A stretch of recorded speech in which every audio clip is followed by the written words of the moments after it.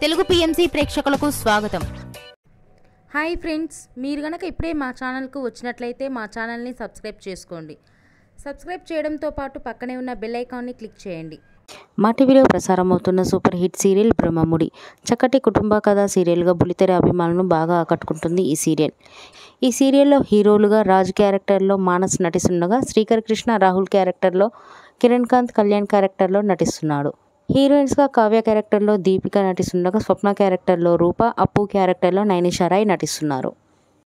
తాజాగా దీపిక తన లేటెస్ట్ ఫొటోస్ని అభిమానులతో పంచుకుంది. ఆ ఫొటోస్ని మనం కూడా చూసేద్దాం.